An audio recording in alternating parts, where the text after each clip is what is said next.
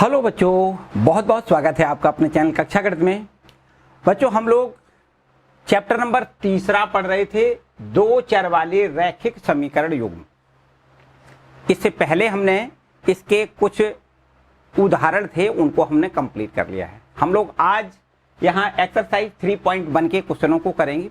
बच्चों, यहाँ पर वर्ड प्रॉब्लम के क्वेश्चन हैं, इबारत लिखी हुई है, उनको आपको बड़े अच्छे से रीड करना है, अच्छे से समझना है और फिर समझने के बाद उनको हमें समीकरणों के रूप में बनाना है। बीजीय समीकरणों के रूप में हमें समीकरण प्राप्त करना होंगे और फिर उन बीजीय समीकरणों का हमें ग्राफ निरूपित करना है। ग्राफ पर उनको हमें प्लॉट करना है। बस इस टाइप के यहाँ पर प्रश्न हैं। तो बच्चों, ये आपका 3.1 एक्सरसाइज है, जिसका पहला क्वेश्चन हम लोग यहाँ देखो रीड पहले करेंगे। लिखा है, अवताप अपनी पुत्री से कहता है कि 7 वर्ष पूर्व मैं तुमसे 7 गुनी आयु का था। कोई अवताप कोई पुत्री का पिता है। पिता अपनी पुत्री से कहता है कि 7 वर्ष पूर्व मैं तुमसे 7 गुनी आयु का था, अब से 3 वर्ष बाद मैं तुमसे केवल 3 गुनी आयु का रह जाऊंगा। क्या यह मनोरंजक है? भाई, मनोरंजक वाली बात नहीं है, रियलिटी में बात है। ये लिखा है, इस स्थिति को बीजगणितीय तथा ग्राफीय रूपों में निरूपित करके हमें बताना है। ऐसा प्रश्न कहता है। केवल प्रश्न में जो कहा गया है उसको समझने की बात है। देखो बच्चों, यहाँ पर एक बात और समझ लो, जनरल बात।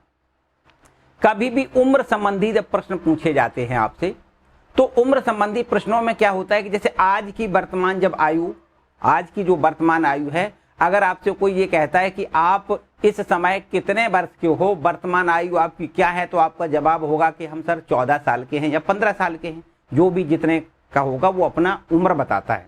वर्तमान आयु का मतलब आज की उम्र बताता है। और आपसे कोई ये पूछता है कि आप 3 वर्ष पहले कितने के थे, तो आपको 3 वर्ष पहले का मतलब पूर्व भी कह सकता है या पहले कह सकता है। तो यदि पूर्व या पहले कहता है तो हमें उस उम्र को घटा के बताना पड़ता है। जैसे 3 वर्ष पहले आज 15 के हैं, तो 3 वर्ष पहले हम 12 वर्ष की बताएंगे कि हम 12 वर्ष की थी। ऐसे ही तो बताओगे।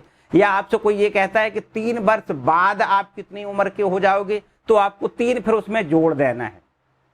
अगर कोई बाद कहता है, बाद तो बाद का है या पश्चात का है तो आपको जोड़ना है।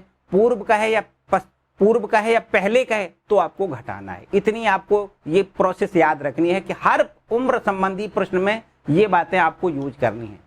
उम्र संबंधी प्रश्न में अगर कोई कहता है कि पूर्व की आयु बताओ तो आपको घटा देना है, पश्चात की आयु बताओ तो आपको जोड़ देना है। इतनी बात याद रखना है। तो यहाँ अवताप कोई पिता है, वो अपनी पुत्री से कहता है कि मेरी उम्र 7 वर्ष पूर्व, देखो क्या कहता है, 7 वर्ष पूर्व तुमसे 7 गुनी आयु का था। पिता जो है वो 7 गुनी आयु का था। पुत्री से कितने साल पहले? 7 वर्ष पूर्व की बात कर रहा है। फिर कह रहा है कि अब से 3 वर्ष बाद में केवल तुमसे 3 गुनी आयु का रह जाऊंगा। बिल्कुल ठीक बात है। हम यहाँ पर ऐसा मान लेते हैं, देखो हमें यहाँ पर समझना, देखो समझ के पूरी बात यहाँ करनी है। पहला प्रश्न है, कहता है, मान लेते हैं यहाँ पर, माना आफताब की उम्र या आयु लिख दें। आयु मान लें x वर्ष है, वर्तमान आयु है ये। आफताब की, चलो वर्तमान लिख देते हैं कि वर्तमान आयु, वर्तमान मतलब आज की आयु कितनी है, मान लेते हैं वर्तमान आयु x वर्ष है।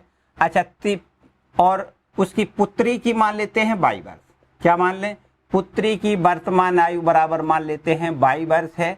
अब 7 वर्ष पहले की उम्र की बात कह रहे हैं कि 7 वर्ष पहले जो उम्र थी उसमें मैं तुमसे 7 गुनी आयु का था, ऐसा कहता है। तो 7 वर्ष पहले की दोनों की उम्रें निकालें। हम यहां लिखेंगे 7 वर्ष पूर्व कहें या पहले कहें, एक ही बात है।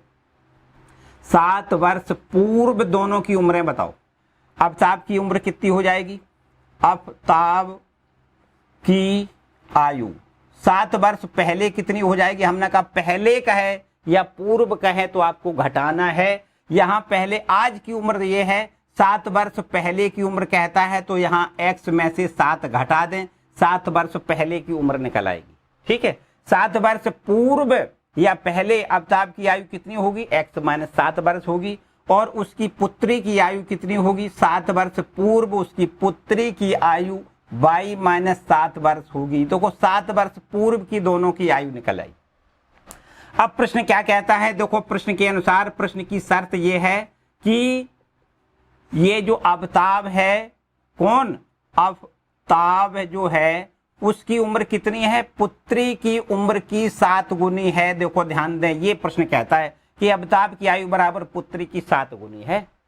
ठीक है, तो अवताब की आयु कितनी है, x माइनस 7 है, बराबर में यहाँ 7 इंटू पुत्री की आयु कितनी है y माइनस 7 है। बच्चों इतनी बात ठीक समझ में आई, इतनी समझ में आई कि अवताब की आयु x माइनस 7 वर्ष है। भाई 7 वर्ष पहले की पूछी गई है, आज तो अवताब x वर्ष के, लेकिन 7 वर्ष पहले कितने के थे, अवताब की आयु 7 वर्ष पहले x माइनस 7 थी, उसकी पुत्री की y माइनस 7 थी। तो अवताब की आयु उसकी पुत्री की आयु की 7 गुनी, ये 7 गुना है, इसलिए पुत्री की आयु में 7 का गुणा कर दें, दोनों बराबर हो जाएंगे। ठीक है बात है। या इसको ऐसे भी पढ़ सकते हो कि अवताब की आयु बराबर पुत्री की आयु की 7 गुनी, पुत्री की आयु का 7 गुना कर दें तो अवताब की आयु मिलेगी। क्लियर बात हो गई। चलो इसका यहां से देखो एक समीकरण बन जाएगा, x माइनस 7 बराबर 7 का अंदर मल्टीप्लाई करें 7 बाई माइनस में 7 हो जाएगा। या इसको ऐसा लिख सकते हैं कि x और ये 7 बाई इधर ले आए तो माइनस में 7 बाई हो जाएगा, और बराबर में देखो 7 का 7 में गुणा, यहाँ गलती हो गई, 7 सत्ते 49 लिखना पड़ेगा। ठीक है तो ये 7 बाई इधर हो गया, और बराबर में यहाँ माइनस में 49, यहाँ ये माइनस का 7 इधर ले जाओगे प्लस का 7 हो जाएगा। तो यहाँ से एक बीजी व्यंजक बन जाएगा x माइनस 7 बाई बराबर माइनस में देखो 49 है प्लस में 7 है, तो यहाँ पर माइनस में क्या लिखना पड़ेगा 42। ठीक है, यहाँ देखो एक समीकरण हमने बना लिया, सुंदर सा समीकरण, एक बीजी समीकरण, एक शर्त से एक समीकरण बन गया। अब दूसरी शर्त देखो प्रश्न की, पढ़ो ध्यान से। दूसरी प्रश्न की शर्त यह है कि 3 वर्ष बाद की जो उम्र है उसमें क्या संबंध है, पिता की उम्र पुत्री की उम्र की 3 गुनी है। 3 वर्ष पहले, सॉरी 3 वर्ष बाद की बात कहा, 3 वर्ष बाद कितना हो जाएगा, तो भाई 3 वर्ष बाद दोनों की उम्रें निकाल लेते हैं। देखो यहां पर लिखना है 3 वर्ष बाद अवताब की आयु कितनी होगी, अवताब की आयु कितनी होगी, अवताब की आयु 3 वर्ष बाद की निकालो। बाद का मतलब बताया हमने, जोड़ना है। आज उसकी उम्र x वर्ष है अवताब की, तो 3 वर्ष बाद उसकी उम्र कितनी हो जाएगी, x प्लस 3 वर्ष हो जाएगी, तथा उसकी पुत्री की उम्र कितनी हो जाएगी, पुत्री की उम्र 3 वर्ष बाद हो जाएगी, y प्लस 3 वर्ष हो जाएगी। ठीक है, 3 वर्ष बाद दोनों की आयु निकल आई। अब इन दोनों की आयु में क्या संबंध है, प्रश्न कहता है इन दोनों की आयु में क्या संबंध है, 3 वर्ष बाद जो आयु है उनमें क्या संबंध है, ऐसा कहता है प्रश्नानुसार। प्रश्न के अनुसार हमें ऐसा दिया गया है कि जो अवताब की आयु है, अवताब की आयु है वो कितनी है, पुत्री की आयु की 3 गुनी रह जाएगी। 3 गुना कर दें, अवताब की आयु बराबर, यहां हम आयु लिखा नहीं है, अवताब की आयु बराबर पुत्री की आयु की 3 गुनी, ऐसा लिखना चाहिए। ठीक है, तो अवताब की आयु कितनी है, देखो x प्लस 3 है, बराबर पुत्री 3 गुणे पुत्री की कितनी है, y प्लस 3 है। अब यहाँ 3 का अंदर मल्टीप्लाई कर दें तो ये हो जाएगा x प्लस 3 बराबर 3 का y में गुणा 3y प्लस 3 त्रिका 9। यहां पर देखो अगर हम x बराबर, या इनको इधर ले आए, y को 3y इधर ले आए, देखो यहां लिख देते हैं 3y इधर ले आएंगे तो ये हो जाएगा x तो हमारा ठीक है, इधर ले आओ माइनस का हो जाएगा 3y, और बराबर ये देखो 3 को इधर ले जाओ तो यहां पर 9 लिखा है, उसमें से 3 घट जाएगा, 9 माइनस 3 हो जाएगा, तो x माइनस 3y बराबर यहां पर देखो 6 मिल जाएगा। ये इक्वेशन सेकंड मिल गया। अब हमसे बीजी समीकरण जो पूछे गए थे वो हमने ज्ञात कर लिए। एक समीकरण ये है और एक समीकरण ये है। ठीक है, जो हमारे कथन, जो हमसे कथन के रूप में कही गई बात थी उसको हमने समीकरणों में बदल दिया। यहाँ एक समीकरण आपका ये है और इसका दूसरा समीकरण ये। क्लियर बात इतनी हो गई। यहाँ पर जो प्रश्न कहता है उसी के अनुसार आपको करना है। आपने अपने मन से कुछ भी कर दिया तो गलत हो जाएगा। प्रश्न जैसा कहता रहे बस वैसे ही करते रहो।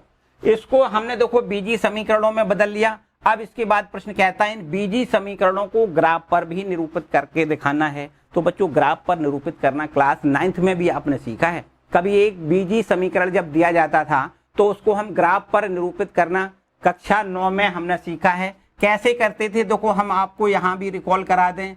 समीकरण 1 को पहले देखो ध्यान से, ये हमारा समीकरण 1 है। इसका अगर हम ग्राफ खींचना चाहें तो कैसे खींचते हैं, यहां देखो ये पहला समीकरण है x माइनस का 7y और ये है बराबर में माइनस में 42। ये हमारा समीकरण है। देखो इसमें हम क्या करते हैं, अगर इस समीकरण का ग्राफ खींचना होता है तो अब इतनी बात तो यहां हमें शायद पहले से भी पता होनी चाहिए कि भाई अगर ये आपका एक रैखिक समीकरण है तो रैखिक समीकरण जो होते हैं उनका जब ग्राफ खींचा जाता है तो इसमें रेखा मिलती है, एक सरल रेखा मिलती है। तो जो रैखिक समीकरण होता है उसका ग्राफ क्या होता है, एक सरल रेखा होती है। तो इसका एक सरल रेखा के रूप में हमें ग्राफ मिलेगा। हम क्या करते हैं, इन बिंदुओं को थोड़ा ज्ञात करने की देखो प्रोसेस भी आपको पता होगी, शायद ऐसा आपको सिखाया गया होगा क्लास 9th में कि यहाँ पर हम x और y के संगत कुछ मान ज्ञात कर देते हैं। यहाँ पर ज्यादा मानों की जरूरत नहीं, बल्कि हम अगर दो मान x और y मतलब 2 पॉइंट निकाल लें, 2 बिंदु निकाल लें, तो दोनों बिंदुओं को मिलाओगे एक रेखा बन जाएगी। भी रेखा की परिभाषा ये होती है कि अगर 2 बिंदुओं को आपस में मिला दिया जाए तो ये हमारा एक रेखा बन जाता है। ठीक है, ये देखो इधर चले जाओ इधर चले जाओ, रेखा की लंबाई तो अनंत होती है, लेकिन रेखा सदैव 2 बिंदुओं को मिलाने से ही बनती है। जब 2 बिंदु मिल जाएंगे तभी तो रेखा बनेगी। तो यहाँ पर हमें पता चलना चाहिए कि रेखा हमारी किन किन बिंदुओं से जा रही है। बच्चों क्या करते हैं, ये हमारा जो समीकरण दिया जाता है, इस समीकरण में हम अपना दिमाग थोड़ा ऐसा लगाएं कि यहां से हम कुछ x का मान लिख दें, हमें y का मान मिल जाए, फिर x का मान दूसरा लिख दें, हमें y का मान दूसरा मिल जाएगा। बस 2 बिंदु सीधे सीधे मिल जाएंगे। तो यहां से मान लेते थोड़ी देर के लिए हम x का मान 0 लिख देते हैं। अपना हमारा आप अपने हिसाब से दूसरा भी बिंदु मान सकते हो, ऐसा नहीं है जीरो जरूरी है। हम सरलतम बिंदु मानते हैं, जो हमें सरलतम तरीका से बिंदु प्राप्त कर सकते हैं उन बिंदुओं को मानते हैं। तो भाई ये तो इससे ज्यादा सरल कोई हो ही नहीं सकता। x का मान 0 लिख दें तो हमें y का मान मिल जाएगा। यहां से देखो x का मान जब 0 लिखोगे तो पूरी बात ध्यान से समझना। देखो ये x का मान 0 लिख दें, माइनस में यहाँ 7y लिख दें और बराबर में माइनस का 42 लिख दें। यहाँ देखो ये तो हो गया 0। अब ये -7 से यहाँ भाग करेंगे तो y का मान निकल आएगा माइनस में 42 बटे माइनस का 7। देखो माइनस माइनस कट जाएगा, 7 छंग 42, यहाँ पर देखो 6 आ जाएगा। y का मान कितना मिल जाएगा, 6। जब x का मान यहाँ 0 लिखोगे तो y का मान 6 मिलेगा। तो इसका मतलब देखो ये रफ काम भी हो सकता है, फेयर भी आप करना चाहो तो यहाँ कर सकते हो, बाकी ये रफ ही काम है समझो। x का मान 0 लिखोगे, y का मान 6 मिलेगा, तो ये बिंदु हमें 0,6 मिल जाएगा। देखो पूरी बात समझो, क्या मिल जाएगा, x पहले लिखते हैं y बाद में लिखते हैं। तो 0 x का मान है और y का मान है 6, तो इसका मतलब यहाँ पर हमें 0,6 बिंदु एक बिंदु मिल गया। इसके बाद यहाँ पर अब कोई दूसरा x का मान रख दो, कोई भी दूसरा x का मान रख के यहाँ से हमें एक दूसरा y का मान मिल जाएगा। ये भी जरूरी नहीं है कि हम x का मान लिखें, y का मान लिख दो x का मान मिल जाएगा। ऐसा भी कर सकते हो कि y का मान अगर रख दें x का मान हमें मिल जाएगा। देखो बच्चों अगर हम y का मान यहाँ 0 लिख दें तो बड़े आराम से x का मान -42 मिल जाएगा। लेकिन समस्या ये है कि 42 इकाई तक हमें बड़ा ग्राफ बनेगा। क्यों हम बड़ा बनाएं, हम छोटे छोटे बिंदु मान लें, उनसे हमारी बात अच्छी बनेगी। हमें कोई ये तो जरूरी नहीं है कि हमें क्या लिखना है, x का मान क्या लिखना है, y का मान क्या लिखना है, ऐसा तो जरूरी नहीं है। हम अपने हिसाब से कुछ ऐसे बिंदु यहाँ पर चुनेंगे जो छोटी जगह पर हम प्लॉट कर सकें। ठीक है, तो हम कुछ दूसरा मान लेते हैं। यहाँ पर y का मान हम क्या मान लें भाई, ऐसा करते हैं y का मान 7 मान लें। ध्यान से समझना है, क्या मान लें, 7। अगर y का मान यहाँ 7 लिख दिया जाए, ध्यान से समझो, x हमारा ज्यों का त्यों -7 इंटू y का मान भी हम 7 रख दें और बराबर में माइनस का 42। ठीक है, अब यहाँ देखो x -7 × 49 हो जाएगा बराबर माइनस का 42 और x बराबर यहाँ हो जाएगा माइनस का 49, इधर जाएगा प्लस का 49 और इसमें से 42 घटा दें तो यहाँ x का मान कितना मिल जाएगा, देखो 7 मिलेगा। कितना मिलेगा, 7। मतलब जब हमने y का मान 7 लिखा तो x का मान हमें 7 मिला। देखो बिल्कुल छोटा बिंदु, 7 इकाई तक जाना है x पर और 7 इकाई y पर जाना है। तो 7,7 ये बिंदु हो गया। देखो दूसरा बिंदु कितना हो गया, 7,7 हो गया। सिंपल काम है बिल्कुल। इसके बाद देखो दूसरे वाले हम ज्यादा बिंदुओं को बनाने का मेरा कोई मतलब नहीं है। चाहो तो आप x का मान एक तीसरा और फिर y का मान तीसरा यहाँ निकाल सकते हो, लेकिन हमें तो 2 ही बिंदुओं से हमारी जरूरत पूरी हो रही है। हम ज्यादा क्यों बकवास करें, क्यों खामखामे अपना टाइम बर्बाद करें। हमें केवल और केवल 2 बिंदु की जरूरत होती है किसी रेखा को बनाने के लिए, तो हमें भाई 2 बिंदु मिल गए, काम खत्म। इसके बाद दूसरे समीकरण देखो, इस पर आ जाओ। यहां भी हमें इसी प्रकार दोनों 2 बिंदु यहां ढूंढ लेते हैं। देखो समीकरण 2 को देखो ध्यान से, ये लिखा है x माइनस 3y और बराबर में 6। ठीक है बात। इसमें भी बिल्कुल उसी तरीके से टेबल बना लें और 2 बिंदु यहां पर देखो ढूंढ लेते हैं हम, बिल्कुल एकदम आसान तरीके से। देखो कैसे करना है, यहां पर x लिख दें, यहां पर y लिख दें और हम x और y के मान यहां से फिर ढूंढेंगे। थोड़ी देर के लिए यहां भी देखो x का मान हम 0 लिख रहे हैं, x का मान 0 लिख रहे हैं। अगर हम यहाँ x का मान 0 लिखें, फिर माइनस में लिखा है 3y बराबर में लिखा है 6, और अगर यहां से देखो -3 से भाग कर दें तो y बराबर कितना हो जाएगा, 6 बटे -3 हो जाएगा, मतलब माइनस का 2। y का मान कितना निकला, -2। तो जब x का मान हमने 0 लिखा है तो y का मान -2 हमें निकल के मिल गया। अब देखो और आगे बात समझो। अब यहाँ पर x का मान दूसरा लिख दो, या हमने जैसा कि बताया कि x का मान जरूरी नहीं है, हम y का कुछ मान लिख दें तो x का मान मिल जाएगा। मान लेते हैं y का मान यहाँ पर देखो 0 मान लें, y का मान कितना मान लिया, 0। तो अगर y का मान 0 लिखोगे तो x माइनस 3 गुणे 0 बराबर में 6 हो जाएगा। ये देखो y का मान 0 लिख दिया, ये पूरा 0 हो जाएगा, तो सीधा है x का मान 6। x का मान कितना है, 6। x का मान 6 मिल गया, y का मान जब 0 है तो x का मान 6 मिल गया। इतनी बात क्लियर हो गई। अब बच्चों ध्यान से पूरी बात समझो कि यहां भी हमें एक बिंदु मिल गया, देखो 0,-2, और ये वाला बिंदु मिल गया 6,0। पहले x लिखते हैं फिर y लिखते हैं।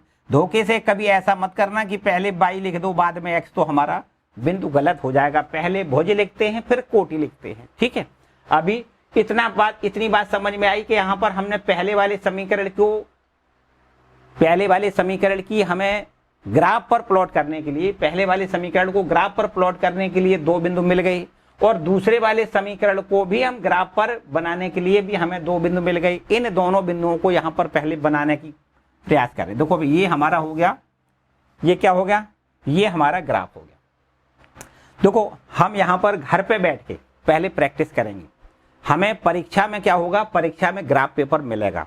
आप अपना ग्राफ पेपर वहां मांगोगे, जब अध्यापक जो ड्यूटी आपके कर रहे होंगे उनसे मांगोगे तो आपको ग्राफ पेपर मिलेगा। फिर उस ग्राफ पेपर को हमें बिल्कुल अच्छे से, जैसे आप घर पे बनाते हो वैसे ही पहले घर पे प्रैक्टिस करोगे तो ही वहां पे बना सकते हो। तो क्या करना है आपको, ग्राफ पेपर ये सीधा रखा हुआ है। ग्राफ पेपर पे आपने देखा होगा क्या होता है, ये छोटी छोटी इस तरीके से, फिर एक मोटी लकीर होती है, फिर इसके बाद 10 छोटे खाने होते हैं, फिर एक मोटी लकीर होती है, फिर 10 छोटे खाने, फिर एक मोटी लकीर होती है। मतलब जो सेंटीमीटर की लकीर होती है वो थोड़ी मोटी सी लकीर होती है, और इसके बाद मिलीमीटर की 10 छोटी छोटी पतली पतली लकीरें होती हैं। इसके बाद फिर सेंटीमीटर की मोटी वाली लकीर होती है। इसी प्रकार ऊर्ध्वाधर भी लकीरें होती हैं। ठीक है ना, ऐसा ही तो होता है। तो क्या करते हैं हम, एक क्षैतिज जो मोटी लकीर है ना, उस पर हमें इस प्रकार से एक पहले रेखा खींचनी होती है। ठीक है, इस प्रकार एक पहले हमें रेखा खींचनी है। फिर इसके बाद जो ऊर्ध्वाधर रेखा है उस पर भी हमें रेखा खींचनी है। हो सकता है बच्चों यहाँ पर थोड़ी सी जगह की प्रॉब्लम है, तो पहले इतना नोट करें और फिर यहाँ पर ग्राफ बना के दिखा देते हैं आपको। ठीक है, इतना आपको समझ में आ गया, यहाँ तक तो किसी को कोई डाउट नहीं। क्या हुआ कि अवताब की वर्तमान आयु x वर्ष हमने मान ली, उसकी पुत्री की वर्तमान आयु हमने y वर्ष मान ली। तो यहाँ से प्रश्न की शर्त यह है कि 7 वर्ष पहले में संबंध दिया गया है, तो भाई 7 वर्ष पहले अवताब की आयु x में से 7 घटा दें, 7 वर्ष पहले पुत्री की आयु y में से 7 घटा दें, तो 7 वर्ष पहले की दोनों की आयु ये आ गई। 7 वर्ष पहले की आयु में क्या संबंध है कि जो पिताजी हैं अर्थात अवताब हैं, उनकी आयु कितनी है, पुत्री की आयु की 7 गुनी है। तो यहाँ पर देखो पुत्री की आयु का 7 गुना कर लिया, और ये अवताब हो गया x माइनस 7 बराबर 7 गुणे पुत्री की आयु y माइनस 7 लिख दी। 7 का अंदर मल्टीप्लाई करके हल करके ये हमें एक बीजीय समीकरण मिल गया। इसके बाद यहाँ पर दूसरी शर्त प्रश्न की ये है कि 3 वर्ष बाद की जो उम्र है उसमें क्या संबंध है। तो भाई हम 3 वर्ष बाद दोनों की उम्र निकाल लेते हैं। यहाँ पर अवताब की उम्र 3 वर्ष बाद की ये हो जाएगी, और उसकी पुत्री की 3 वर्ष बाद की आयु, 3 वर्ष जोड़ दें, उसी में जो वर्तमान आयु उसमें 3 जोड़ दें तो 3 वर्ष बाद की आयु निकल आएगी। पूर्व के लिए घटाते हैं और बाद या पश्चात के लिए जोड़ते हैं, सीधी बात है। तो यहाँ पर 3 वर्ष बाद की आयु निकाली है, 3 वर्ष यहाँ जोड़ दिया। पुत्री में भी 3 वर्ष बाद की आयु निकालोगे तो 3 यहाँ बाई में जोड़ना है, ठीक है। तो 3 वर्ष बाद दोनों की आयु निकली। अब प्रश्न कहता है कि अवताभ की आयु कितनी है, पुत्री की आयु की 3 गुनी है। अवताभ की आयु कितनी है, पुत्री की आयु की 3 गुनी है। तो भाई यहाँ पर अवताभ की आयु x + 3 लिख दी और पुत्री की हमने 3 गुणे और ये पुत्री की आयु y + 3 लिख दी। तो इस तरीके से 3 का अंदर मल्टीप्लाई, 3 एकम 3, 3 त्रिका 9, तो ये 3y हो जाएगा और ये 9 हो जाएगा। इसको पक्षांतर करने के बाद यहाँ पर हमने एक समीकरण ये बना लिया। तो बीजीय समीकरण तो हमारे बन गए। अब प्रश्न कहता है इन बीजीय समीकरणों को ग्राफ पर भी निरूपित करिए। तो अब हम ग्राफ पर निरूपित करेंगे, ठीक है। इतना इसको रब कर देते हैं, ये बिंदु हमारे लिखे हुए हैं, इनको हम ग्राफ पेपर पर देखो निरूपित करेंगे। कैसे करोगे पूरी बात समझो, ठीक है। इसको रब कर लेते हैं, यहां पर इसको रब कर लेते हैं, ठीक है। अब समझो पूरी बात, क्या करना है। ग्राफ पेपर पर हम यहां पर एक क्षैतिज रेखा खींचते हैं इस प्रकार से, और इसी प्रकार एक क्षैतिज रेखा खींचते हैं। यहां पर बिल्कुल स्केल से सीधा खींचना है, ठीक है। और ये ऊर्ध्वाधर रेखा भी एक बिल्कुल ये आपको इस प्रकार खींचनी है। जो क्षैतिज रेखा होती है उसको एक्स अक्ष कहते हैं और जो ऊर्ध्वाधर होती है उसको क्या कहते हैं, बाह्य कहते हैं, ठीक है। बात इतनी। आप जब अपने स्केल से खींचोगे तो बिल्कुल एकदम सीधी रेखा आएगी, ठीक है। और ये दोनों जहां पर एक दूसरे को काटते हैं वो क्या है, मूल बिंदु हो जाता है। ये एक्स अक्ष की धनात्मक दिशा है, ये बाई की धनात्मक है। ये एक्स की ऋणात्मक दिशा है और इधर बाई की ऋणात्मक दिशा है, ये है, ठीक है। अब हमें देखो बच्चों पहली वाली रेखा को बनाने के लिए ये हमें देखो ग्राफ दिया गया, ये हमारे बिंदु दिए गए हैं, इनको हमें खींचना है। कैसे, देखो यहाँ पर x बराबर 0, y बराबर 6 है। x पर ना इधर जाना है ना इधर जाना है, x तो 0 है, y है 6 इकाई, तो निश्चित रूप से ऊपर की ओर जाना है। ऐसा करते हैं, देखो x पर ज्यादा से ज्यादा 6 इकाई जाना है, y पर ज्यादा से ज्यादा 7 इकाई जाना है। तो ऐसा करते हैं कि यहाँ पर यहाँ लिख देते हैं 1 इकाई, यहाँ 2, यहाँ पर 3। 1 सेंटीमीटर को 1 इकाई मानते हुए यहाँ पर हम लिख देते हैं। 1 सेंटीमीटर की ये मोटी मोटी जो लकीरें होती है ना, उस पर हमें 1 लिखना है, फिर 2, फिर 3, फिर 4। हर आगे एक मोटी लकीर पर आपको एक नंबर डालना है, 1, 2, 3, 4, यहाँ है 5, यहाँ है 6 और ये हो गया आपका 7, ठीक है। इसी प्रकार यहाँ भी माइनस का 1 लिखना है, यहाँ माइनस का 2 लिखना है, यहाँ माइनस का 3, यहाँ पर माइनस का 4, यहाँ पर माइनस का 5 और आगे इसी प्रकार बाई अक्ष पर भी लिखना है। देखो 1 इकाई ये हो गया, 2 ये हो गया, 3 ये हो गया, यहाँ 4 हो गया, यहाँ पर 5, ठीक है। हर सेंटीमीटर की एक जो मोटी लकीर है उसको 1 इकाई मानते हुए यहाँ पर 6 और यहाँ पर 7, ठीक है। इसी प्रकार नीचे की ओर यहाँ -1, यहाँ पर माइनस का 2, यहाँ माइनस का 3, यहाँ पर माइनस का 4, यहाँ माइनस का 5, यहाँ माइनस का 6 और आगे ऐसे बढ़ते जाए, ठीक है। अब देखो यहाँ x पर 6 इकाई ये बिंदु बनाना है, x पर 0, y पर 6, तो x पर इधर नहीं जाना है, इधर नहीं जाना है, मूल बिंदु पर रहना है। y पर चलना है 6 इकाई, तो देखो y तो ये है, इस पर 6 इकाई चल जाओ तो 1, 2, 3, 4, 5, 6। इस बिंदु को हम क्या कहेंगे, इस बिंदु को कहेंगे 0,6 कहेंगे। क्या कहेंगे, 0,6, ठीक है। इतनी बात, ये बिंदु हमें मिल गया 0,6। इसके बाद में दूसरा बिंदु 7,7 बनाना है। तो भाई x पर 7 इकाई चलना है, y पर भी 7 इकाई चलना है। 7 इधर चलो, 7 ऊपर की ओर चलो, तो 7 तो देखो यहाँ चले, अब 7 ऊपर भी जाना है, चले जाते हैं, कोई बात नहीं। देखो 7 का ये हमारा ये लकीर एक सीधी रेखा होगी ना, और 7 की ये भी आपकी एक कैसी सीधी रेखा होगी। तो इस तरीके से यहाँ पर आपको कहीं एक बिंदु मिलेगा, ये बिंदु 7,7 कहलाएगा। बोलो कहलाएगा कि नहीं बच्चों, ठीक है। तो अगर इन दोनों को मिला दिया जाए तो यहाँ पर एक सीधी इस प्रकार से रेखा, हमने बताया कि अगर आप ज्यादा और बिंदु यहाँ पर एक बना लें, एक अगर और बिंदु बना लें तो आपको फिर इसी रेखा पर वो बिंदु मिलेगा। यहाँ मिल सकता है या यहाँ मिल सकता है, कहीं जहां भी मिलेगा, लेकिन मिलेगा इसी रेखा पर, ये कन्फर्म बात है। तो हमारा काम 2 बिंदुओं को मिलाने से चल रहा है, हम तीसरे बिंदु की जरूरत नहीं समझ रहे, इसलिए हमने तीसरा बिंदु नहीं बनाया, ठीक है। इसको इससे मिला दें तो हमें यहाँ पर एक रेखा देखो ये मिल रहा है, और ये रेखा जो मिल रहा है देखो आप यहाँ पर जब अपनी स्केल से मिलाओगे तो बिल्कुल एकदम सीधी रेखा, सरल रेखा प्राप्त होगा इस प्रकार से, ठीक है। ये आपका एक रेखा बन जाएगा। इसको देखो इधर भी पीछे साइड में बढ़ाया जा सकता है, ये इस तरीके, ठीक है। ये रेखा हमें प्राप्त होगा, और ये रेखा जो होगा वो आपका किसको निरूपित करेगा, पहली वाले समीकरण को, पहला समीकरण कितना था, x माइनस 7y बराबर में माइनस 42, ये समीकरण नंबर जो 1 था वो ये था। तो ये वाला हमारी जो रेखा है वो पहले वाले समीकरण को निरूपित करेगी। क्लियर बात है। अब भाई दूसरे वाला समीकरण ये है, इसको निरूपित करने के लिए यहाँ पर देखो ये बिंदु है, इनको भी यहाँ पर बना लें। x का मान 0, y का मान -2, x पर इधर नहीं जाना है, इधर नहीं जाना है, मूल बिंदु पर डटे रहना है। y का मान -2 है तो नीचे उतर के आओ, देखो -2 आपका ये है, x बराबर 0, y बराबर -2, यहाँ पर देखो 0, -2 मिल गया। इसके बाद x पर 6 इकाई जाना है, दूसरा बिंदु देखो 6 इकाई जाना है, इधर चले जाओ 6 इकाई, तो 1 2 3 4 5 6 इकाई यहाँ पर, और फिर y पर देखो नहीं जाना है, ना ऊपर ना नीचे, तो ये बिंदु हमारा कौन सा हो गया, ये हो गया 6,0, इसको हम लिखेंगे 6,0, ये बिंदु हमारा 6,0 है। ठीक, ये वाला बिंदु यहाँ पर 6 लिखा है। अब बच्चों क्या करेंगे, इस बिंदु को और इस बिंदु को मिला दें तो हमें ये दूसरी वाली रेखा समीकरण का ग्राफ मिल जाएगा। इन दोनों को मिला दें, देखो ये हमारा बिंदु है और ये बिंदु है, इसको मिला दें इस प्रकार से। ठीक है, इस प्रकार से देखो इसको मिला दें, यहाँ पर इस प्रकार से मिलाएं तो ऐसी ये रेखा हमारी बन जाएगी। ये रेखा काय की रेखा है, देखो ये रेखा हमारी काय की है, ये रेखा दूसरे समीकरण को निरूपित करती है। ठीक है, ये इस तरीके से हमें रेखा मिलेगी। ये रेखा कौन सी है, दूसरे समीकरण की, जो समीकरण कौन सा है, x माइनस 3y बराबर 6।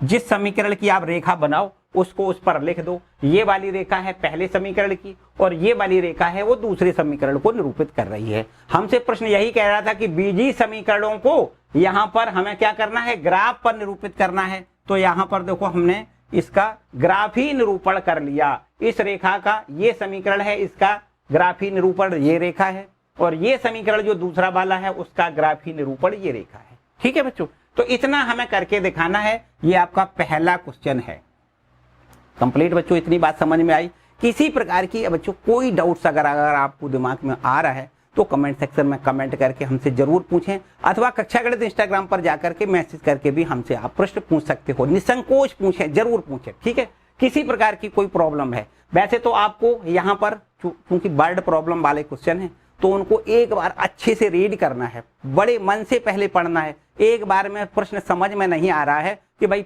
पता नहीं क्या लिखा है, तो उसको एक बार दोबारा पढ़ो, समझने की कोशिश करो कि यहाँ क्या क्या दिया गया है, किससे किसका संबंध है। ऐसी सारी अपने मन में दिमाग में प्रश्न उठाओ और फिर उसका आंसर आपको मिलेगा, और जैसा प्रश्न कहता है उसके अनुरूप आप समीकरण बनाएं और फिर समीकरणों को हमें इस ग्राफ से दिखाना है।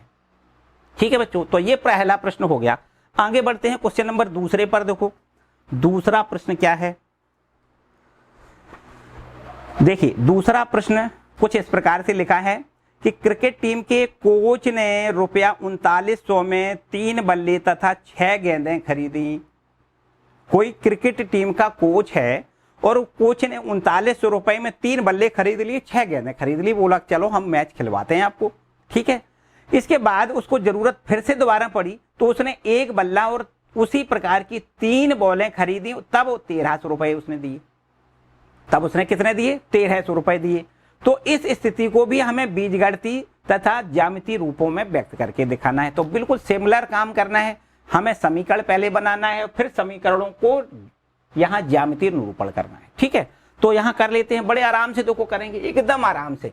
पूरा प्रश्न तब तक एक बार फिर से दोहरा लें मन में क्या लिखा है। बच्चों हमें क्या करना होता है कि जब भी कभी इबारती प्रश्न पढ़ना है, ठीक है, हम चूंकि यहाँ पर देखो प्रश्न को आपको नहीं लिख रहे है ना, प्रश्न हमारा यहाँ पर लिखा नहीं है, तो आपके पास क्या है कि ये आपकी टेक्स्ट बुक होनी चाहिए। पहले प्रश्न इसमें से मिलाओ बड़े आराम से, ठीक है, फिर इसके बाद यहाँ समझोगे भाई हमसे क्या प्रश्न पूछ रहा है। लिखा है क्रिकेट टीम के कोच ने ₹3900 में क्या क्या खरीदा, ध्यान से समझो। यहाँ पर इसने खरीदा क्या, यहाँ पर इसने बल्ले खरीदे और गेंद खरीदी। देखो यहाँ पर लिख दें बल्ला, 3 बल्ले है ना, 3 बल्ले खरीदे और इसके बाद में 6 गेंद खरीदी, और तब टोटल मिला के इसने रुपए कितने इसको दिए, तब ₹3900 में खरीदी। ध्यान से समझो, ये हमारा प्रश्न का सीधा मोटा माटी लिखने का तरीका होगा। 3 बल्ले खरीदे, 6 गेंदें खरीदी, टोटल ₹3900 दिया। रुपया कितना दिया, 3900। और इसी तरीके से फिर दोबारा से वो दुकान पे गया तो उसने जो है एक बल्ला खरीदा। कितना? एक बल्ला।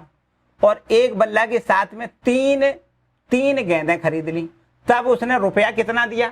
एक बल्ला और उसी प्रकार की 3 गेंदें 1300 रुपए में खरीद ली। ये उसने तब 1300 रुपए का खरीदारी कर ली। तो इन दोनों समीकरणों को क्या करना है? बीजगणितीय समीकरण बनाना है और फिर उन बीजगणितीय समीकरणों को ग्राफ पर दर्शाना है। बड़े आराम से समझो। यहां पर मान लेते हैं बच्चों कि बल्ला जो है ना x रुपए का है, गेंद है वो y रुपए की है। यहां पर ऐसा मान लेते हैं हम, माना एक बल्ले का मूल्य बराबर कितना है? x रुपया। बड़े ध्यान से समझो, बड़े ध्यान से समझो। एक बल्ला x रुपया का है भैया, 3 बल्ला उसने खरीदी तो 3x रुपए तो उसमें खर्च कर दिए बल्ले के लिए। पहले पूरी यहां पर इसकी आगे वाली प्रोसेस ये भी है ना, बल्ला खरीदा और फिर क्या खरीदा? यहां पर एक गेंद खरीदी। तो यहां पर लिख दें एक गेंद जो खरीदी, एक गेंद का मूल्य यहां पर मान लेते हैं, उसका मूल्य कितना मान लें? 22 रुपया मान लें। कितना मान लें? 22 रुपया। एक बल्ला खरीदा x रुपए का, एक गेंद खरीदी 22 रुपए की। ठीक है, अब समझो पहली शर्त प्रश्न की क्या है? पहली शर्त प्रश्न की क्या है? प्रश्न की पहली शर्त है कि 3 बल्ला उसने खरीदे। एक बल्ला x रुपए का है, 3 बल्ला 3x रुपए के हो जाएंगे। एकदम पक्की बात हो गई। 6 बॉलें खरीदी तो एक बॉल 22 रुपए की, 6 बॉलें 6 22 रुपए की हो जाएंगी। तो 3 बल्ले का मूल्य प्लस 6 गेंदों का मूल्य बराबर है कितना? प्रश्न के अनुसार 3900 है कि नहीं?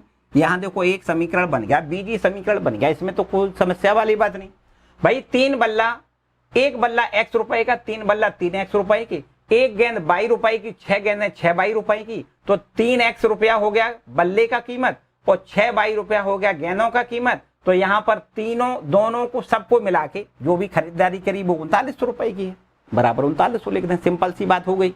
तो एक समीकरण तो यहां से बन गया, पहली शर्त। और इसके बाद दूसरी शर्त हमारी जो है वो क्या है? वो है भैया फिर दोबारा से गया, वो एक ही बल्ला उसने खरीदा तो निश्चित रूप से उसको x रुपए देने पड़ेंगे, क्योंकि एक बल्ले का मूल्य x ही रुपया तो है, तो उसको x रुपया तो बल्ले के लिए देना पड़ेगा। अब उसने 3 बॉलें और बता दी भाई, 3 बॉलें और निकाल देना। तो उसने 3 बॉलें दे दी, उसका कुछ कितना रुपए लग जाएगा? एक बॉल का मूल्य 22 रुपए है, 3 बॉलें 3 22 रुपए की हो जाएंगी। 3 22 रुपए की बॉलें हो गई, एक x रुपए का ये बल्ला का कीमत हो गया। टोटल मिला के रुपया 1300 खर्च कर लिए। 1300 रुपए उसने स्टेशनरी वाले को दे दिए। कहा भैया लो, ये हमारा एक बल्ला निकालो और 3 बॉलें निकालो, 1300 रुपए ये लो, काम खत्म। चलो अच्छी बात है। तो ये तो देखो दोनों शर्तों के हिसाब से बीजी समीकरण जो पूछे गए थे ना वो बन गए। अब इनको हल नहीं करना है, अभी हल करना भी आगे आपको सीखना है। लेकिन यहां पर केवल इतनी बात है कि यहां पर बीजी समीकरण बना दो और काम खत्म। इसके बाद ये कहा है कि भाई इन दोनों बीजी समीकरणों को ग्राफ पर भी प्लॉट करके दिखा दो। इतनी बात और कही गई है तो उसको ग्राफ पेपर पर हमें प्लॉट करके दिखा देना है, लेकिन उसका हल नहीं पूछा गया है। आगे वाली एक्सरसाइज में इनका हल भी हमें ज्ञात करके दिखाना है। ठीक है, अब देखो इनका हमें ग्राफ पर निरूपण करना है तो क्या करें? यहां पर समीकरण 1 को लें पहले और फिर उस समीकरण 1 से हम बिंदु ढूंढें कि किन किन बिंदुओं से ये हमारा जो बीजी समीकरण है। तो हमने आप बताया कि बीजी समीकरण एक रेखा निरूपित करता है, एक सरल रेखा निरूपित करता है। ये समीकरण है जो 2 चर में रैखिक समीकरण है, तो 2 चर वाले रैखिक समीकरण एक सीधी रेखा को निरूपित करते हैं। तो यहां पर हमें क्या करना है? ये रेखा को निरूपित करेगा, ये पक्की बात है। तो यहां पर रेखा किन बिंदुओं से जा रही, हमें वो बिंदु ढूंढने हैं।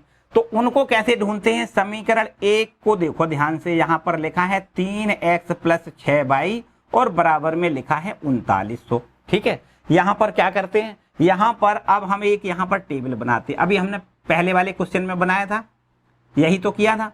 क्या किया था कि यहां पर एक टेबल बना लेते हैं और यहां इस टेबल में x और y के कुछ मान हम यहां पर ढूंढ के, केवल हमने बताया 2 बिंदु ढूंढ लें, बस हमारी बात खत्म। ज्यादा ढूंढने की हमें जरूरत नहीं है। क्या कर दें भाई? x का मान कुछ यहां पर लिखें जिससे y का कुछ मान मिल जाए। ऐसे मान लिखें जो छोटे छोटे कुछ ऐसे हों कि जिनको हम ग्राफ पर लिख सके। भाई 39 इकाई है तो 3900 इकाई लिखा है, तो 3900 इकाई तो हम बनाने में थोड़ी दिक्कत हो सकती है, उसके लिए हमें पैमाना मानना पड़ेगा। अभी बताएंगे सारी बात। यहां पर हम ऐसा करते हैं, पहले यहां पर ऐसा करते हैं कि y का मान हम चलो यहां पर 0 लिख लेते हैं, ध्यान से समझना, y का मान पहले 0 लिख लें, ठीक, y का मान 0 लिख लिया। अगर y का मान 0 लिखें तो देखो कितना हो जाएगा, ये है 3x ज्यों का त्यों प्लस 6, y का मान यहाँ 0 लिख दें, बराबर में यहाँ हो गया 3900, ठीक है। यहाँ देखो 0 का मान का मतलब क्या है, पूरा 0 हो गया, तो भाई x का मान निकालोगे 3 का भाग हो जाएगा, x बराबर 3900 बटे में 3 हो जाएगा, 3 से डिवाइड करो, 3 एकम 3, 3 त्रिका 9 और डबल 0, ये 1300 निकल आएगा। x का मान कितना निकल आएगा, 1300, कितना निकलेगा 1300। जब y का मान 0 है तो x का मान कितना है, 1300 है, ठीक है, बहुत अच्छी बात है, बना रहने दो, कोई बात नहीं। अब देखो एक काम करते हैं, यहां पर हम x का मान 0 लिख दें, तब देखो कितना होगा, x का मान 0 लिख देते हैं। अगर ये x का मान 0 लिख दें तो हमें y का मान मिल जाएगा। ये जरूरी नहीं हमने बताया कि x का मान लिखें तो y का मान मिले, y का मान लिखें तो x का मान मिले, जो भी आप करना चाहो कर सकते हो। x का मान लिखोगे तो y का मिल जाएगा, y का लिखोगे तो x का मिल जाएगा, या दोनों बार x का मान लिखो y का मिल जाएगा, दूसरा फिर x का मान लिखो तो दूसरा y का मान मिल जाएगा, ऐसा भी कर सकते हो। कोई जरूरत नहीं है कि एक बार x लिखो और एक बार y लिखो, ऐसा कुछ जरूरी नहीं है। पहली बार में x का मान लिखो, y का मान मिल जाएगा, फिर बदल के x का मान लिख दो तो y का मान दूसरा मिल जाएगा, सिंपल सी बात है। हमने यहाँ सरलतम रूप करने के लिए इसको ऐसा कर लिया कि पहले हमने y को मान 0 लिख के यहाँ पर x का मान 1300 निकाल लिया। अब की बार x का मान 0 लिख दें तो ये हमारा 0 हो जाएगा, कितना 3 गुणे 0 प्लस 6y और बराबर में ये 3900 हो जाएगा। यहाँ से ये तो 0 हो गया, 6y बराबर 3900 हो गया कि नहीं। यहाँ पर हम y का जब मान निकालेंगे तो 3900 में 6 का भाग करेंगे, 6 का भाग करो कितना होगा, 6 छक्का 36, 6 पंचे 30, यहाँ देखो कितना हो जाएगा, फिर से समझो, 6 छक्का 36, 3 बचा 30 हो गया, 6 पंचे 30 और 1 0, 650 हो गया, देखो 650, ठीक है बच्चों, इतनी बात, इसमें तो कोई डाउट वाली बात नहीं। चलो यहाँ तक तो हमने ठीक कर लिया, हमें 2 बिंदुओं की जरूरत थी, आगे हम तीसरा बिंदु ना निकालें, हमें कोई आवश्यकता ही नहीं है। हम क्यों निकालें भाई, यहाँ पर एक बिंदु तो हमें यहाँ मिल गया 1300,0, x का मान 1300, y का मान 0, तो ये हो गया 1300,0, और यहाँ पर क्या है, ये बिंदु कौन सा है, x का मान 0 और y का मान 650, ये बिंदु दूसरा वाला बिंदु हो गया, x का मान 0, y का मान 650। यहाँ देखो दोनों बिंदु मिल गई, इन दोनों बिंदुओं को हम ग्राफ पर दर्शा लेंगे बड़े आराम से। अभी पूरी प्रोसेस बताएंगे कैसे दर्शाएंगे। इसके बाद देखो क्या करते हैं, हम दूसरे वाले समीकरण के लिए भी यही बिंदु दोनों ढूंढेंगे। समीकरण दूसरा देखो, दूसरा समीकरण क्या है, यहां पर ये लिखा है x प्लस 3y और यहां लिखा है बराबर में 1300 लिखा है ना, 1300 लिखा है। तो बच्चों अब हम इसके लिए भी बिल्कुल वही काम करेंगे, एक टेबल बनाएं और यहाँ देखो x और y के कुछ मान ज्ञात कर लें। 2 बिंदु ज्यादा से ज्यादा करेंगे, ज्यादा जरूरत नहीं, x और y। x का मान यहाँ पर हम 0 लिख दें, समझो x का मान 0 लिख दें तो ये हमारा 0 हो जाएगा। यहाँ पर इसको 0 लिखना है प्लस 3y और बराबर में यहाँ 1300 लिख दें तो y बराबर कितना होगा, ध्यान दें 3 का जब भाग इसमें करोगे तो ये पूर्णतया डिवाइड नहीं होगा, तो एक समस्या बनती दिखाई दे रही है।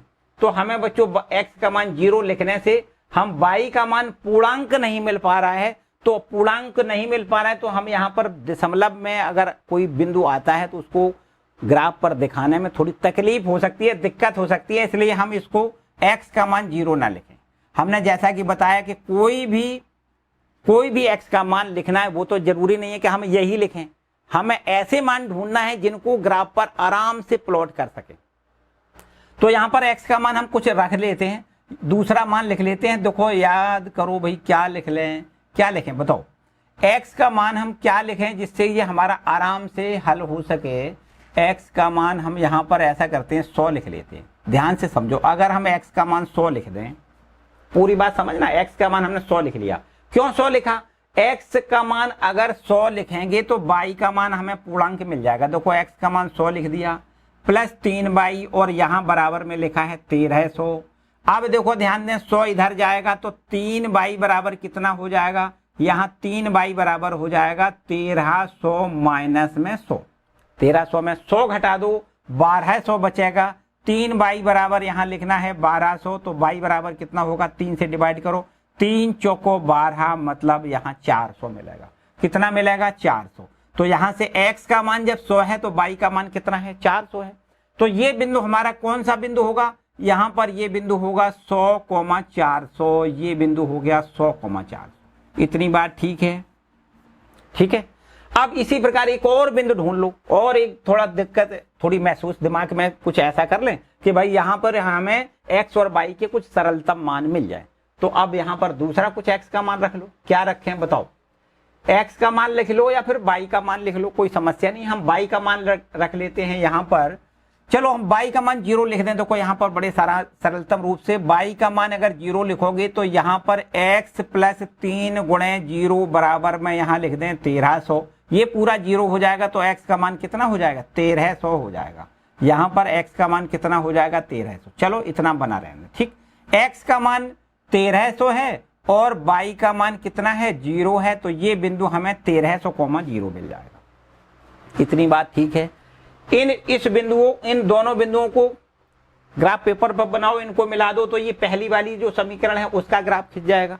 इन दोनों बिंदुओं को ग्राफ पर बनाएं और फिर उनको दोनों को मिला दें तो यहाँ पर दूसरा वाला जो समीकरण है उसका हमें ग्राफ निरूपण हो जाएगा। बस इतना ही काम करना है, सिंपल सा काम। कैसे करते हैं? एक ग्राफ पेपर जो हमारा होता है उस पर पहला काम तो भाई क्षैतिज रेखा खींचना होता है। पहले हमने क्षैतिज खींच लिया, इसके बाद यहाँ पर ये फिर ऊर्ध्वाधर रेखा खींचते हैं। हमने बताया कहाँ खींचते हैं रेखा, याद करो हमने क्या बताया? जो मोटे मोटे डार्क लाइन होती है सेंटीमीटर वाली, उस सेंटीमीटर की रेखा पर हमें एक रेखा ये खींचनी है। और इसी प्रकार ऊर्ध्वाधर बिल्कुल बीचम बीच यहाँ पर ये आपकी कोई जो डार्क रेखा होगी उस पर हमें ये रेखा खींचनी है, ठीक है। ये ऊर्ध्वाधर रेखा खींचनी है, ठीक। और जहां पर एक दूसरे को काटे वहां पर ये मूल बिंदु डालना है।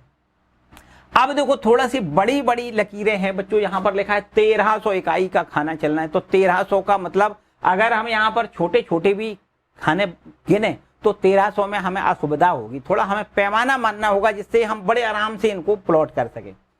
क्या कि ये देखो पहली एक सेंटीमीटर का एक खाना होता ना, तो 1 सेंटीमीटर को हम 100 इकाई लिख देते, तो इस पर हम 100 लिख दें। दूसरा सेंटीमीटर इस पर हम 200 लिख दें, यहां पर इसको हम 300 लिख दें, इसको यहां पर हम 400 लिख दें, फिर इसके बाद यहां पर 500 लिख दें और फिर इसके बाद यहां पर 600। हर एक को हम एक सेंटीमीटर का जो खाना है उसको 100 इकाई मान लें। यहां पर 100, 200, 300, 400, 500, 600 और इस तरीके से आगे बढ़ाते हुए हो सकता है कि आपको दिख ना रहा हो, थोड़ा सा कैमरा घुमाए बच्चों तब आपको समझ में आएगा। तो यहाँ पर देखो और थोड़ा आगे इसको बढ़ाते हुए आगे ले जाओ। यहाँ पर 600 के बाद यहाँ 700 हो जाएगा, यहाँ पर 800 और फिर आगे 900, यहाँ पर आगे 1000, 1100, 1200, 1300 तक जाना ना। एक्स पर हमें 1300 इकाई तक जाना है, ठीक है। तो यहाँ पर हो सकता है आपको ना दिख रहा हो, एक काम करते हैं इधर रब कर लेते हैं और यहाँ से पीछे साइड से आते हैं, ठीक है। इस पर आपको नहीं दिख रहा होगा तो हम लोग क्या करेंगे, यहाँ देखो पीछे आए, ठीक है। इतना ये तो आपको सब कुछ समझ में आ गया। इसको हम यहाँ रब कर लेते हैं, ठीक है। इसको हम यहाँ रब कर लेते हैं और इन बिंदुओं को जहां पर ये बिंदु देखो यहाँ इसमें पहली वाली रेखा के तो ये पहला वाला जो समीकरण है उस पर ये दोनों बिंदु हैं, दूसरा समीकरण है उस पर ये बिंदु है, ठीक है। अब समझो यहां पर हम क्या करते हैं, ये ऊर्ध्वाधर और ये क्षैतिज, इसको हम मानते हैं क्षैतिज वाले को x अक्ष और ऊर्ध्वाधर को क्या मानते हैं y अक्ष, ठीक है। चलो इसको भी हम यहां बना देते हैं। जो पहला समीकरण क्या था उसको पहले यहां पर लिख लें। पहला समीकरण क्या था? पहला समीकरण था 3x प्लस 6y और बराबर में 3900। ये पहला समीकरण था और उसका यहाँ पर ये हमने जो टेबल बनाई थी वो देखो टेबल यहाँ बना लेते हैं, ठीक है। यहाँ पर हम टेबल भी बना के रख देते हैं।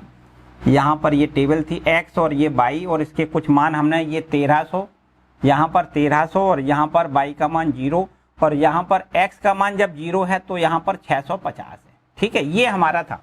इसको पूरा रब कर लेते हैं और अब यहाँ पर देखो, तो अब देखो बच्चों यहाँ पर ये पहला समीकरण था, इसका हमें ग्राफ बनाना है। ये दूसरा समीकरण था, इसका हमें ग्राफ बनाना है। किस प्रकार बनाना है? पहले क्षैतिज रेखा खींचनी है, ये एक्स अक्ष हो गई, ये आपकी ऊर्ध्वाधर रेखा है, इसको वाई अक्ष कहेंगे, ये एक्स है और ये आपका वाई है, ठीक है। ये मूल बिंदु है। अब यहाँ क्या करेंगे, यहाँ पर क्या करेंगे, ये थोड़ी बड़ी बड़ी संख्याएं है ना, इसको हम पैमाना मानते हुए यहाँ पर चलेंगे कि 1 सेंटीमीटर का जो 1 सेंटीमीटर का खाना होता है उसको हम 10 इकाई मान लेते हैं। क्या मानेंगे, यहाँ पर इसको 100 इकाई मान लेते हैं। कितना माने, 100 इकाई। तो ये हो जाएगा 100, तो आगे वाला ये 200 हो जाएगा, फिर ये 300 हो जाएगा, यहाँ पर इसी प्रकार 400, यहाँ पर 500, यहाँ पर 600, यहाँ पर ये 700, इधर और आगे बढ़ाओगे और आगे बढ़ाओ तो 800, यहाँ पर 900, फिर 1000, फिर 1000 के बाद 1100, और फिर इसके बाद देखो यहाँ पर होगा 1200, और आगे होगा यहाँ पर 1300। ठीक है, ये इस तरीके से होगा। क्योंकि 1300 तक जाना है, देखो यहाँ पर x पर 1300 है ना, ये 1300 तक जाना है। अब इधर देखो ध्यान दें, इधर भी इसी प्रकार देखो y पर कहां से कहां तक जाना है, 400, ये 650 तक जाना है। चलो यहाँ भी इसी प्रकार करेंगे, देखो 100 इकाई यहाँ लिख दें, इस पर लिखेंगे 200, इस पर तीसरे पर लिखेंगे 300, यहाँ पर लिखेंगे 400, और आगे लिखेंगे यहाँ पर 500, और आगे यहाँ पर लिखेंगे 600। चलो यहाँ तक ठीक है। अब देखो ध्यान दें, जो पहला वाला समीकरण है वो ये है, इसका हमें क्या करना है, एक बिंदु तो ये दिखाना है 1300,0, x इकाई 1300 चलनी है, y पर 0 चलना है, यही बिंदु 1300,0 होगा बच्चों। ये बिंदु क्या होगा, 1300,0 होगा, ये बिंदु आपका 1300,0 होगा। इसके बाद x पर 0, y पर 650, तो x पर तो चलना नहीं है इधर, y पर चलना है 650। 600 यहाँ होगा, 700 देखो यहाँ पर होगा, तो इसके बीच में 650 होगा। ये बिंदु आपका क्या होगा, ये बिंदु होगा, इसको हम लिखेंगे x पर 0, y पर 650, तो ये बिंदु हो जाएगा 0,650। अब बस इनको दोनों को मिला दें, यहाँ पर एक सीधी रेखा देखो मिल जाएगी। यहाँ हमें केवल और केवल ये देखो रेखा खींच के दिखाना है, बाकी इसका हल यहाँ पर नहीं करना है, बस ये हमें देखो एक रेखा मिल जाएगी। ठीक है, ये इस बिंदु से जाएगी, और कहां से, ये इस बिंदु से भी जा रही है। ये वाली रेखा कौन सी है, इस वाली देखो समीकरण को निरूपित करेगी। 3x + 6y बराबर में 3900, इसको निरूपित करने वाली ये रेखा हो गई। ठीक है, और इसके बाद ये दूसरा जो समीकरण है, इसको निरूपित करने के लिए इन बिंदुओं को लिख देते हैं। x बराबर 100, y बराबर 400। देखो x बराबर 100 है, y पर ऊपर चलना है 400, देखो हमारा यहाँ पर है, ये बिंदु है, x पर 100, y पर 400, तो ये देखो हमारा हो जाएगा कितना, देखो यहाँ से यहाँ तक ये 100 है, और ऊपर की ओर यहाँ पर कितना है, ये 400 है, तो ये बिंदु हमारा हो जाएगा 100,400। ठीक है, 100,400।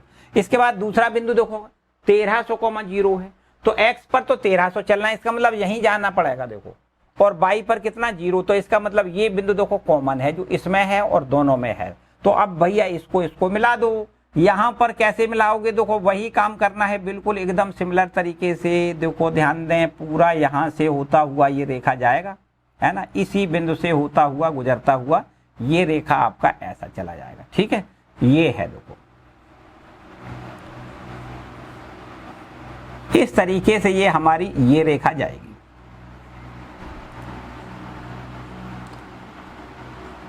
ठीक है, ये रेखा हमारी इस तरीके से जाएगी।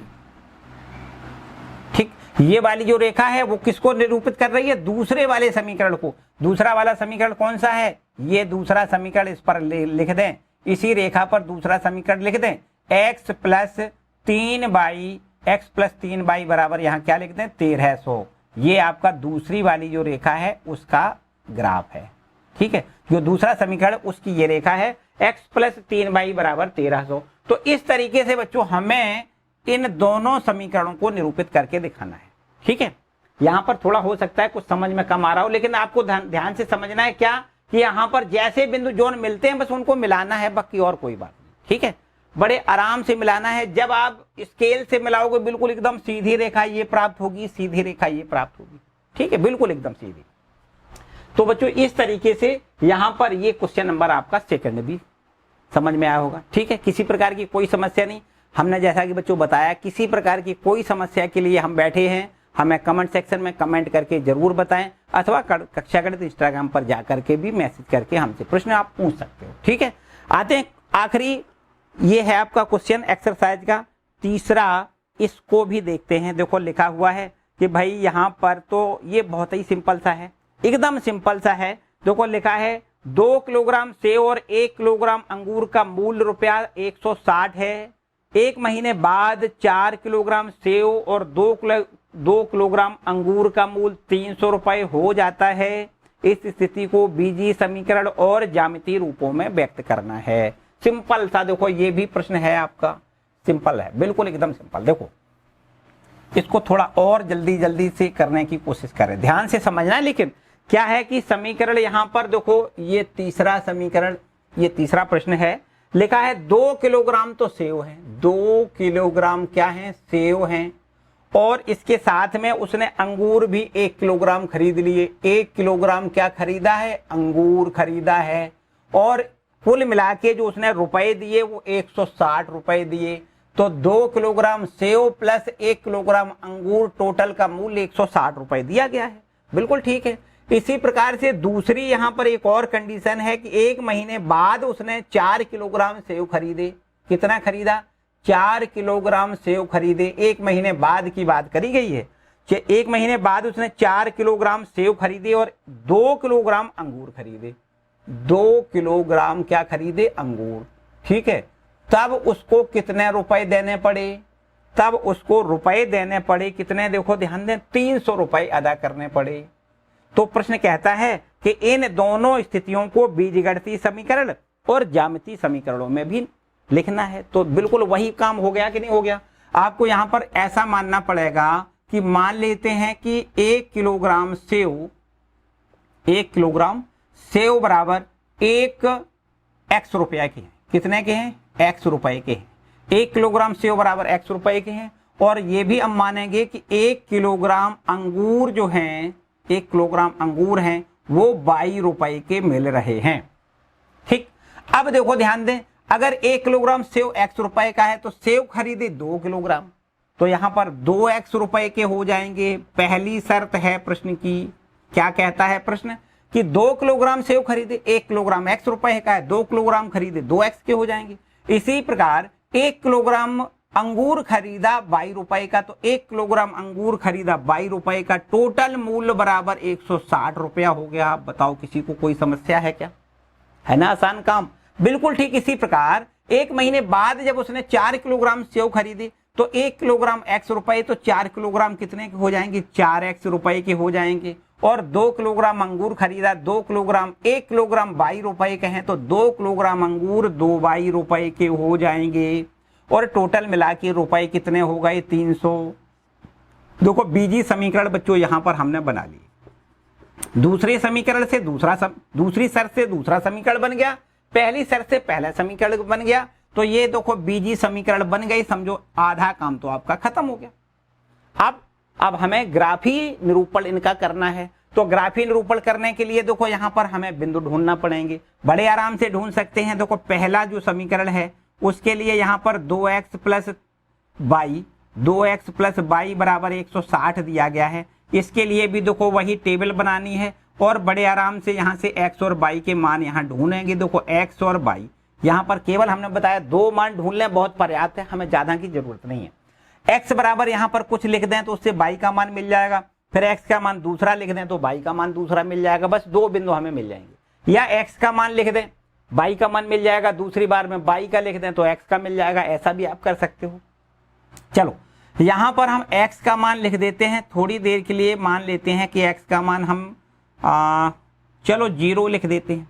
x का मान कितना लिख दे, 0। भाई x का मान 0 लिखोगे ये पूरा 0 हो जाएगा, y का मान 160 हो जाएगा। कितना हो जाएगा, 160। अब की बार ऐसा करते हैं कि हम y का मान 0 लिख देते हैं। जब y का मान 0 लिखोगे तो x का मान कितना होगा, यहां पर देखो 2x और y को हमने लिख दिया 0, बराबर हो गया 160। 2 से डिवाइड करोगे तो x बराबर 160/2 मतलब 80। कितना होगा, 80। तो यहां पर देखो 2 बिंदु बच्चों मिल गए। पहला बिंदु 0,160 है और दूसरा बिंदु 80,0 है।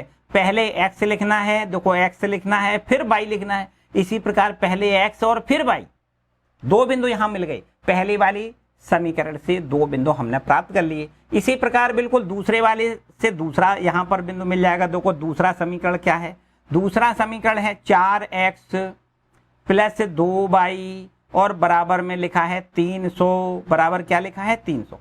ठीक है, अब इसको भी हम यहाँ पर एक टेबल बनाएंगे और इस टेबल में x और y के मान यहाँ खोज करके लिखेंगे। कैसे करना है, x y के मान यहाँ पर ज्ञात करके लिखना है। कैसे, देखो x का मान कुछ भी लिख दो, कुछ भी मान लेते हैं 0 लिख दो, x का मान 0, तो भाई 0 हो गया ये, और 3y बराबर हो गया, सॉरी 2y बराबर हो गया 300, 2 से भाग करोगे तो y का मान 150 आएगा। यहां समझ में आई।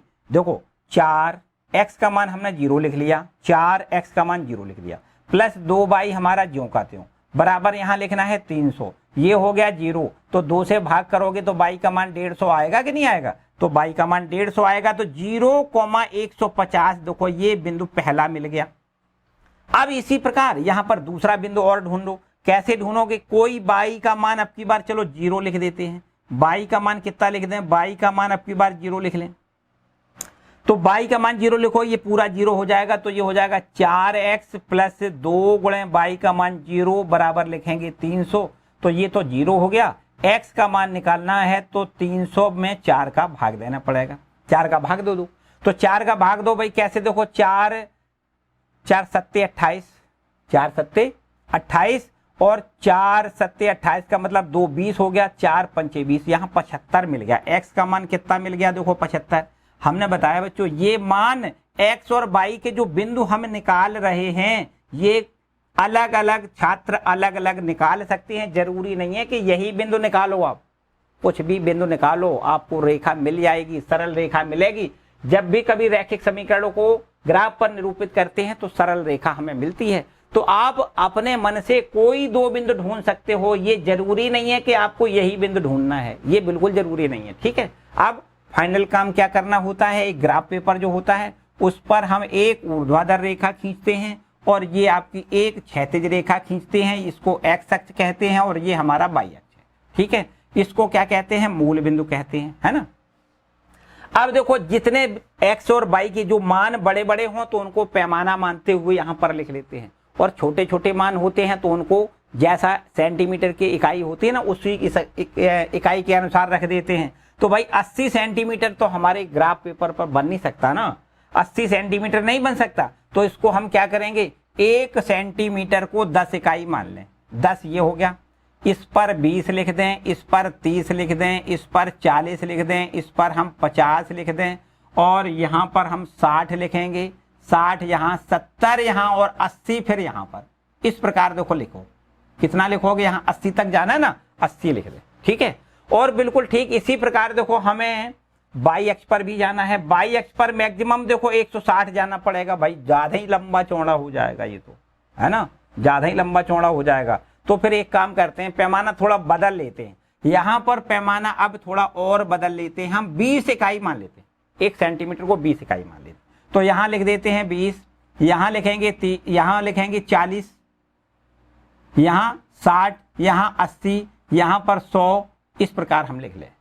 ठीक है, अच्छा भाई, तो अब आगे देखो, आगे फिर यहां भी ऐसे ही करते हैं, इधर 20, यहां पर 40, यहां लिखेंगे 60, यहां पर लिखेंगे 80, यहां पर लिखेंगे 100।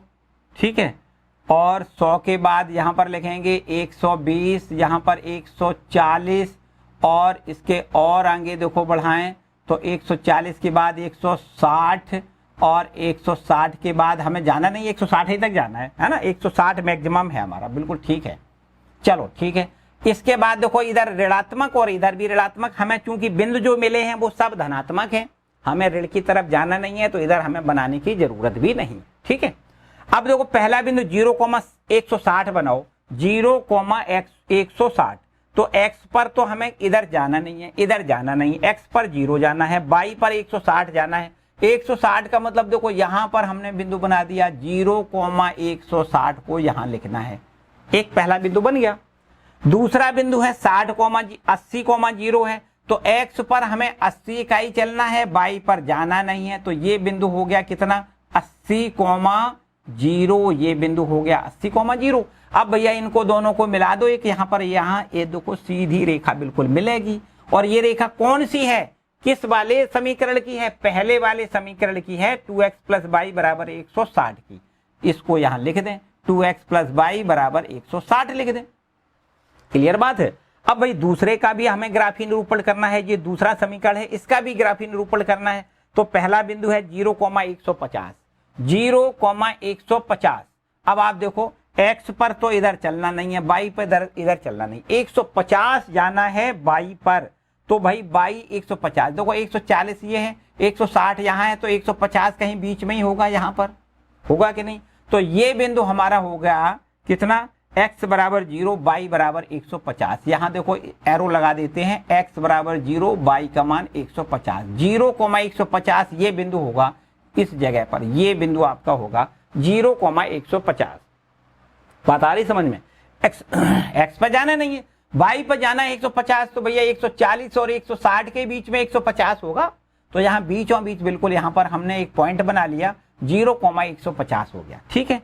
अब देखो 75,0 जाना है। 75 का मतलब क्या है? यहाँ पर x पर 75 चलना है। देखो ध्यान दें, यहाँ पर ये हो गया कितना? 60। इनके दोनों के बीच में ये कितना होगा? यहाँ पर 60 और 80 के बीच में कहीं 70 होगा। अब हमें 75 करना है, तो यहाँ पर इन दोनों के बीच में यहाँ कहीं 75 होगा बच्चों। क्या होगा? यहाँ कहीं 75 होगा। ये बिंदु कहीं होगा, ये कितना होगा? 75,0 होगा, 75,0। अब भैया इनको भी दोनों को मिला दो, इनको भी दोनों को मिलाना है। बस मिलाने से हमें देखो इस तरीके से ये हमारी रेखा बनेगी। ठीक है। ये रेखा जो बनी है वो क्या है? वो आपको दूसरे समीकरण को निरूपित करने वाली रेखा है। ये दूसरे समीकरण को निरूपित कर रही है। दूसरा समीकरण है 4x प्लस 2y। ये कितना है? 4x प्लस 2y और बराबर में 300 है। बराबर में लिख दें 300। ये देखो दूसरी वाली जो रेखा है वो ये है। ये किसको निरूपित कर रही है? 4x प्लस 2y बराबर 300 को निरूपित कर रही है। ठीक है बच्चों। तो इस तरीके से ये थोड़ी देखो दिखाई जरूर पैरेलल दे रही है, समांतर दिखाई दे रही है, लेकिन समांतर नहीं है। अगर इसको और आगे कहीं बढ़ाओगे तो कहीं प्रतिच्छेद करती हुई मिलेगी। ये कहीं प्रतिच्छेद करेगी। क्यों करेगी? देखो पूरी बात समझो। यहाँ पर इसके बीच में गैप कितना है? ये 150 है, यहाँ पर 160 है। तो भाई 150 ये है, 160 ये है, तो यहाँ पर 10 इकाई का डिफरेंस है। यहाँ पर 10 इकाई का नहीं, यहाँ 5 ही का है। भाई 75 और 80 के बीच में तो 5 का ही डिफरेंस है ना। तो इसका मतलब ये समांतर नहीं है, यहाँ पर कम है और यहाँ पर थोड़ा गैप ज्यादा है। यहाँ इस रेखाओं को जब आगे बढ़ाएंगे तो कहीं ना कहीं ये प्रतिच्छेद हो जाएगी। यहाँ जब आगे बढ़ाओगे इसको तो कहीं ना कहीं ये प्रतिच्छेद होती हुई प्रतीत होगी, आगे जरूर प्रतिच्छेद होगी। तो इस तरीके से बच्चों ये पूरी एक्सरसाइज आपकी खत्म हो रही है। यहाँ पर इन्हीं सभी प्रोसेसों का प्रयोग करते हुए हमें अब ग्राफीय समीकरणों को हल करना सीखना है। एक्सरसाइज होगी 3.2। अगली वाली जो एक्सरसाइज होगी उसमें भी आपको ग्राफ बनाने हैं। अब ग्राफ के द्वारा समीकरण को हल करना यहाँ पर सीखना होगा एक्सरसाइज 3.2 में। ठीक है बच्चों। तो इसमें आज हम यहीं पर इस वीडियो को विराम देंगे। ठीक है। आज के लिए फिलहाल इतना ही रखते हैं। अगले वीडियो में हम आपको समीकरणों को हल करना ग्राफीय विधि से सिखाएंगे। ठीक है बच्चों। तो आज के लिए इतना ही। आज का वीडियो आपको कैसा लगा कमेंट सेक्शन में ये हमें जरूर बताएं, और वीडियो अगर पसंद आया तो इसको लाइक करें।